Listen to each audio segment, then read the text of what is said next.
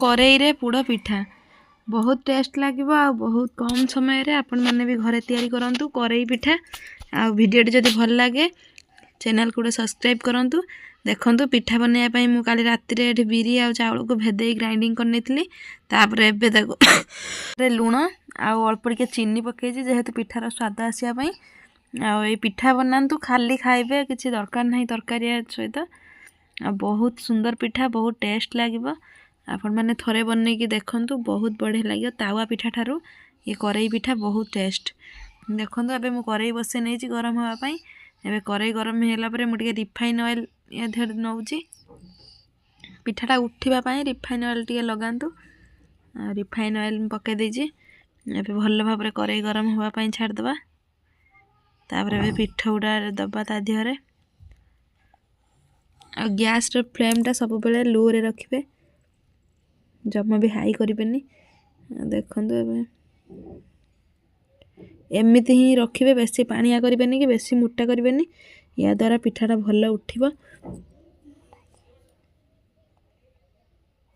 देखो एबे मु पकेदेली आधे या आमे टिके ढंकुणीटा ढंकई दबा जहाँ द्वारा पिठाटा टिके सीझी जीव शीघ्र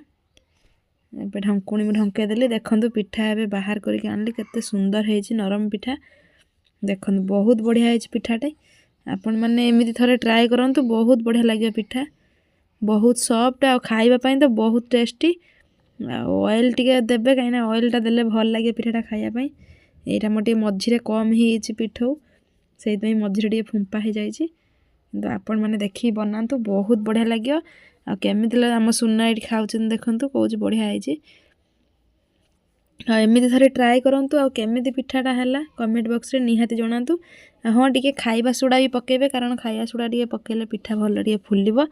देखंतु एटा है पिठा केते सुंदर हेछि आपण माने तो देखि पारथिबे एई गोटे आ गोटे पिठा मु देखंतु तम आपण मानक आखि सामने करूची बहुत बढ़िया हेछि पिठाटा बहुत टेस्ट लागिबो आपण माने निश्चय थे ट्राए करंतु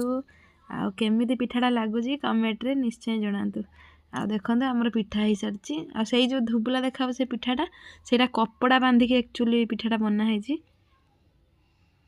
आपण जदी इडली छांच नथिबा ताले गोटे हांडी ऊपर कपड़ा बांधी की आपण माने एमिति इडली भलिया बनै परिबे। आशा करूची वीडियोटी आपण माने भल लागिथिबा भल लागिथिले गोटे लाइक करबा सहित हम चैनल गोटे सब्सक्राइब निहाती करंतु। रहुचु नमस्कार जय जगन्नाथ आ गोटे वीडियो देखा हबो सेते पर्यंत धन्यवाद थैंक यू नमस्कार बाय बाय